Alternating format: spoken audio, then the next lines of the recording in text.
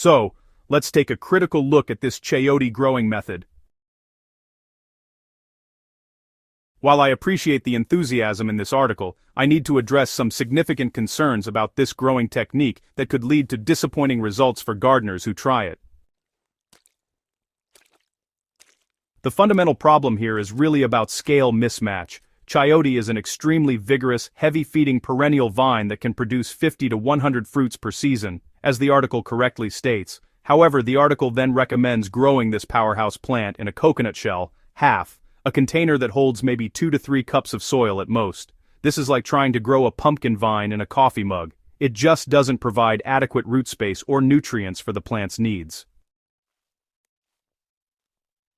Now, let's talk about some specific concerns.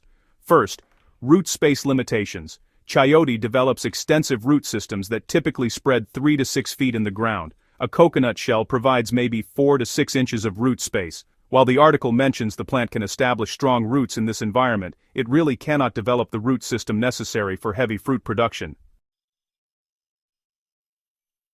So, here's the thing. When a plant is producing like 50 to 100 fruits, it really needs a lot of nutrition and, honestly, pretty consistent watering. Small containers, they tend to dry out really quickly, especially when it's warm outside, and that means you'll probably need to water them several times a day. Plus, the nutrient reserves in just a few cups of soil, well, they just can't support that kind of heavy production, even if you're fertilizing regularly. Now, about structural support. The article says coconut shells can support the vines, but chayote vines with mature fruits can get pretty darn heavy. Hanging coconut shells or even shells mounted on trellises, they just won't give the kind of support a truly productive vine needs. And then there's the timeline to consider. The article mentions that the shells last through an entire growing season and often into the next, but here's the catch: chayote is actually a perennial, and it produces best in its second and third years. So, the timing really doesn't add up. So, what might actually work? Well, if you're interested in using coconut shells with your chayote, here are some more practical ideas. Try breaking up the coconut shells and adding them to your garden beds where you're planting chayote. This can help with drainage and add some organic matter to the soil, which is always a good thing for your plants. So, when you're starting your chayote, it's best to use coconut shells as your initial containers. Once the fruit has sprouted, you'll want to transplant it either directly into the ground or into a really large container. Think at least 20 gallons, minimum.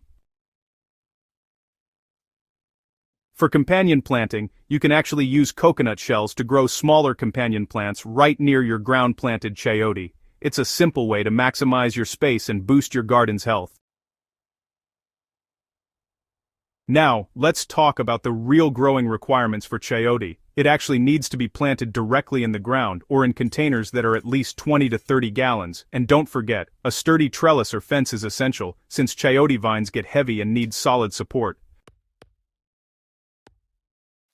So, you'll want to use rich, well-draining soil with plenty of organic matter, and make sure to water regularly and deeply for the best results. Alright, so here's the thing. Your chayote plants are going to need full sun and warm temperatures to really thrive. And oh boy, do they need space. We're talking about vines that can spread anywhere from 15 to 30 feet.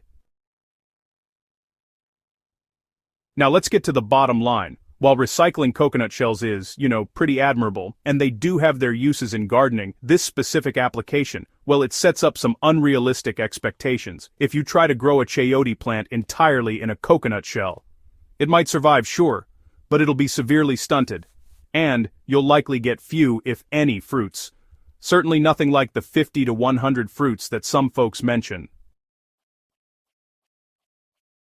So, if you're interested in creative container gardening or recycling materials, coconut shells can be a better match for herbs, small ornamentals, strawberries, or as starting containers for seedlings. But for chayote, it's best to stick with traditional methods that provide the space and resources this vigorous vine really needs.